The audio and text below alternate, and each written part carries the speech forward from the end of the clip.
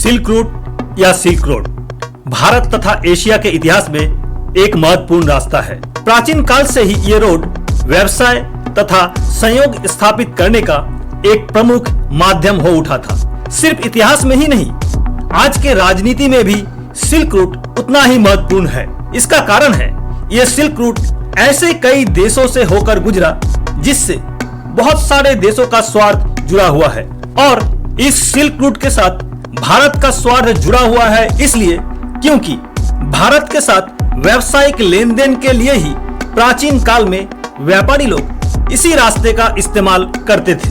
ये silk route प्राचीन इतिहास में कैसे अपनी जगह बनाई, आज हम उसके बारे में बताने जा रहे हैं।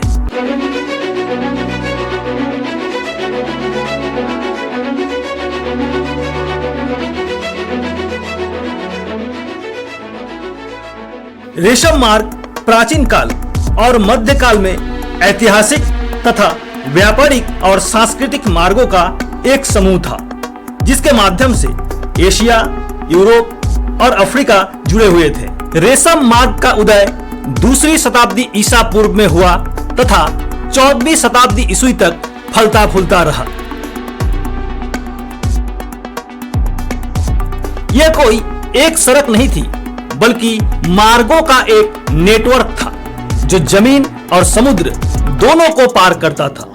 इसका सबसे जाना माना हिस्सा पार्थ मार्ग है जो चीन से होकर पश्चिम की ओर पहले मध्य एशिया में और फिर यूरोप में जाता था और इससे निकलती एक शाखा भारत की ओर जाती थी।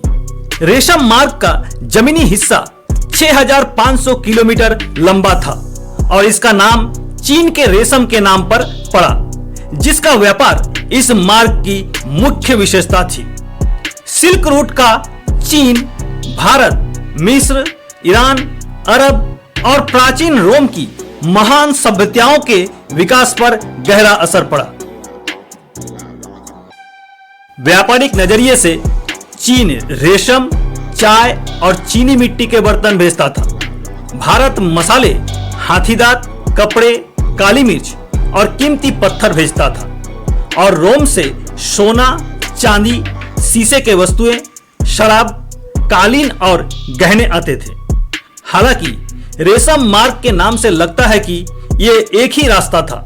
वास्तव में बहुत कम लोग इसके पूरे विस्तार पर यात्रा करते थे। अधिकतर व्यापारी इस रास्ते में एक शहर से दूसरे शहर सामान पहुंचाकर अन्य व्यापारियों को बेच देते थे और इस तरह सामान हाथ बदल बदल कर हजारों मील दूर तक चला जाता था।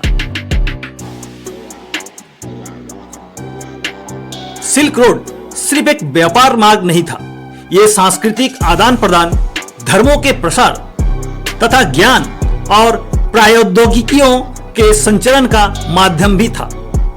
इस मार्ग के द्वारा व्यापार के अलावा ज्ञान, धर्म, संस्कृति, भाषाएं, भिक्षु, तीर्थयात्री, सैनिक, घुमंतु जातियां और बीमारियां भी फैली। शुरू में रेशम मार्ग पर व्यापारी अधिकतर भारतीय और बैक्टीरियाई थे, फिर सोगदाई हुए और मध्यकाल में ईरानी और अरब ज्यादा थे। रेशम मार्ग से समुदायों के मिश्रण भी पैदा हुए।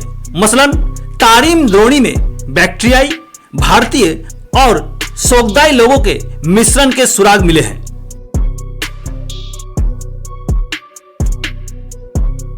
रेशम मार्ग का अपने मार्ग पर स्थित सभ्यताओं के विकास पर गहरा प्रभाव पड़ा।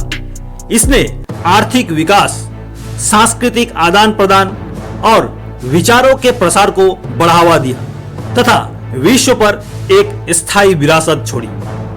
क्या आप जानते हैं आज जो इतना कागजों, किताबों और कॉपियों का इस्तेमाल आप करते हैं ये कभी नहीं मिलती अगर ये सिल्क रूट नहीं होता।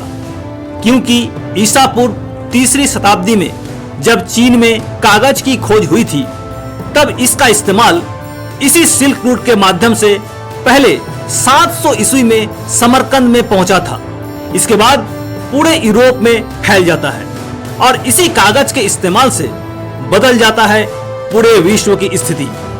कागजों के इस्तेमाल से तथ्यों को संरक्षित करना आसान हो जाता है कागज के अलावा बारूद भी इसी रास्ते से पहुंच जाता है पश्चिमी देशों में और वहां से फैल जाता है पूरे विश्व में। विश्व इतिहास में बारूद एक महत्वपूर्ण वस्तु है। बारूद का इस्तेमाल बदल सकता है किसी भी युद्ध का नतीजा। ये बारूद भी इसी सिल्क रूट के माध्यम से पूरे विश्व में फैला था। सिल्क रूट पूरब और पश्चिम को एक साथ जोड़ा था।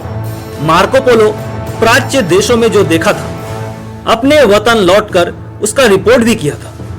इसके चलते यूरोपियन व्यवसायियों का आग्रह बढ़ गया था।